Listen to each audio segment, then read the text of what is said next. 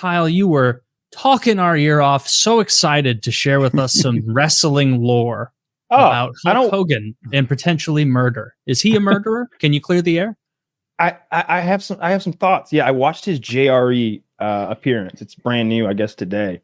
And I don't For watch the that listener, much. that's a podcast called The Joe Rogan Experience. Shut up, Woody. Yes. For those who don't know, a podcast is so Hulk Hogan, amazing guest. I loved it. It was so good. And he was talking about the old days of wrestling. So originally, everyone knows of Vince McMahon, I'm sure. Well, his father is Vince McMahon Sr. So in Vince McMahon Sr.'s day, wrestling was there were these territories.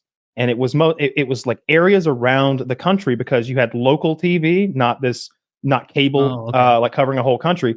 So you owned your territory. It was almost like mafia rules, like you don't go into our territory. If you do, you're coming here because we invited you, and your guys will lose to our champion, and then and that's how we'll do business. And so when it came time to hand the business down, actually sell it to his son, Vince McMahon Jr., he's like, look, business is yours. Run it how you want, son, but don't ever mess with the territories. Promise me you won't mess with the territories. It's like, I promise you, Pop. Fingers crossed. Immediately he goes to Hogan. We're going after the territories. You coming with me? He's like, yeah. So they go into this one territory, and the way they do it, obviously, is they buy ad time in fucking Omaha or whatever and start pumping fucking Hulk Hogan's coming to town August 6th. The baddest motherfucker in the world, the champion of this place and that place, and he holds this belt and that belt. He's 6 foot this, 200 and whatever, 24-inch biceps, brother. He's coming. He's coming for the champ. Whatever. And the problem is the champ in this region has been champ for like 18 fucking years. He's as hard as nails motherfucker who doesn't put people over. He doesn't lose to you. You lose to him. That's how it works. And he puts word out. You tell Hogan, I'm going to kill him when I see him. And they're like, oh, yeah, we'll let him know. You let Hogan know I'm going to use this. I'm going to shoot him in the face. And they're like, oh, okay, we'll let him know. And so Hogan flies into town or whatever, and they call him. And it wasn't about the threat. It was, hey, the champ came down to the ring today with a gun, and he tried to burn the ring down. And the cops came, and they kicked him out, but they didn't arrest him. So he says he's going to kill you when he sees you. And Hogan's like, so I'm fucking terrified because I know who this man is. He's a scary man. He means what he says. So, I roll in late. The intermission's already begun. I'm at a bar down the street. I've had a couple bottles of wine and, just kill the time. And it's time for me to go in. So I go in, man, my stomach's just upset from all that wine. I got to take a dump, brother. And so I head into the bathroom, and I got my yellow spandex around my ankles in there, and I'm letting her rip. And I hear the British Bulldog, who's another pro wrestler, yell, "He's coming for you, Hogan. He's in here."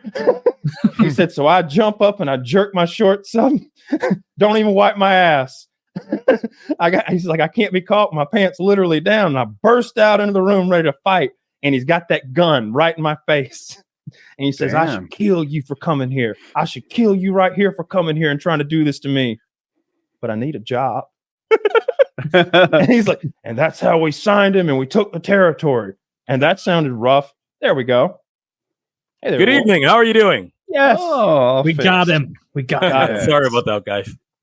Oh, no worries. I was just telling him about Hulk Hogan on the giving an interview today. He also said that the scariest territory was, I think, Puerto Rico. He said that going down there and trying to do business with them was scary. He said there was this big wrestler, I don't remember his name, but he was like a 6'8", 300-pound guy who he went down there, and he was the Rodriguez brothers or whatever are like, yo, you're gonna lose to us tonight. And he's like, not tonight, brother. And he wins against the Rodriguez brothers. And then one of them's like, hey, Domingo wants to talk to you in the shower. So he goes in the shower, and Domingo slits his throat, kills him right there. Kills the Rodriguez brothers won, really. And all the wrestlers who saw it were afraid to testify. He's like, so that guy's wrestling right now. Fuck. Jesus. He's like, don't go down to Puerto Rico, brother. I thought it was so much faker than all of that. Yeah. It seemed like this isn't supposed to be real, brother. No, it seemed like the real parts were real scary. He talked about the rooms getting like destroyed and stuff. Where they'd go places and they'd be wrestling and they'd go and just completely destroy their hotel room and destroy their belongings. They'd get, security all the time. He's like, I'd stay with a group. He's like, you don't want to peel off and be on your own. Like we're at hotel, on the way to the arena, whatever. It reminded me of how scary MMA got when they'd go down to Brazil sometimes. And like Chael Sonnen had talked so much shit that there were Brazilians who were seriously talking about murdering him. And it's a dangerous place where, maybe people might mean what they say. Honestly, that guy, though, like, I've showered with a lot of men. And me too. some of it sports related. And if I had been asked, like, hey, like after a hockey game or something, the opposing coach wants to talk to you in the shower, like, there's no world. He's not just the opposing coach, he's shower. The booker. See, it's more incestuous in this, not sexually, obviously, but intertwined, I should say, this business, because not only was this guy his opponent that night, because they're like, I don't know, the Rodriguez tree, the Gonzalez is what it is. I'm just using and I wish we could be more slurry on here. I can't. But he was also the booking agent. It's like your booking agent wants to see you in there, not just your opponent. And the guys, they just wrestled. They just did business together, essentially. And he's like, hey, he wants to talk to you in there and blah. Anyway, he was lured in there. And if he wants to talk to me, I'll be at the concession stand. Like that's how you save your life there, is you don't go into the shower with someone who is really mad. Also, and loves blades. You become psychic so that that the person luring you into the shower. I'm sure that's not the first time he's had a conversation in a shower. Taylor, you're wildly wrong. If someone invites me to the shower, I say yes. You say yes. No. You're coming across pretty straight in this conversation.